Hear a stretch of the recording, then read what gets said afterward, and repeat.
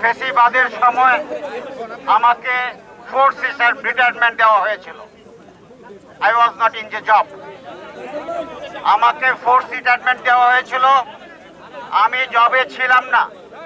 আপনাদের আন্দোলনের ফলে, আপনাদের সাথে আমিও আন্দোলন করেছি, যে আন্দোলনের মাধ্যমে এই দেশকে স্বাধীন করতে পেরেছি দ্বিতীয়বারের মতো। সেই স্বাধীনতার ফল আমি আজকে কমিশনার হিসাবে আপনাদের সাথে কথা বলতে চাই।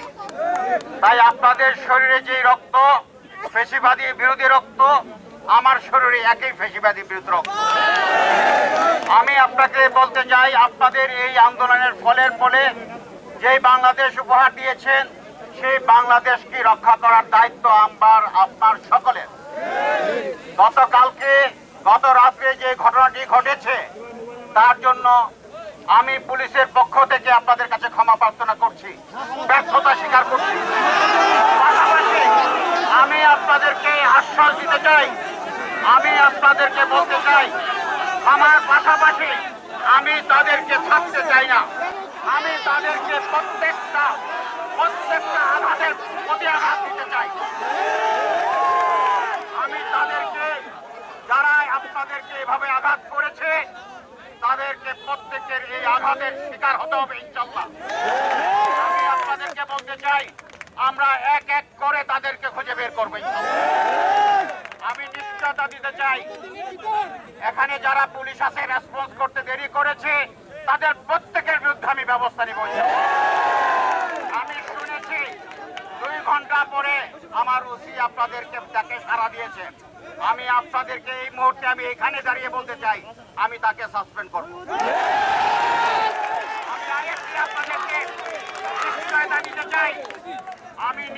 দিতে চাই, যারা এই ফেসিবাদের সাথে আঘাত করবে, তাদেরকে পুলিশের চাকরিতে করতে দেওয়া যাবে না। এতদিনের যে ফেসিবাদ পুলিশ তৈরি হয়েছে, সেই ফেসিবাদ থেকে পুলিশ বেরিয়ে আসতে হবে, জনগণের পুলিশ হতে হবে।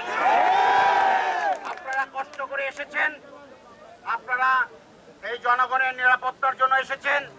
যাদেরকে এভাবে পিটেল, গত 17 বছর যাবৎ আপনাদেরকে অন্যায়ভাবে অত্যাচার করেছে, এই দেশের উপর জুলুম করেছে, এখনো তারা মাথাচাড়া দিচ্ছে, তাদের এই মাথাচাড়া কোনোভাবেই বরদাস্ত করা হবে না। তাদেরকে কোনোভাবে বরদাস্ত, ইতিমধ্যেই আমরা 16 জনকে গ্রেফতার করেছি।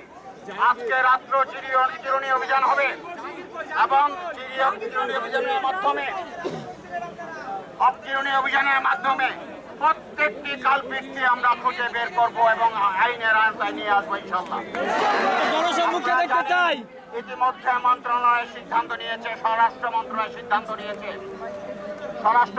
সিদ্ধান্ত নিয়েছে, সারা দেশব্যাপী এই আওয়ামী ফ্যাসিবাদকে দমন করার জন্য অপারেশন ডেভিল হার্ট নামে একটি অপারেশন চালু হবে, যার মাধ্যমে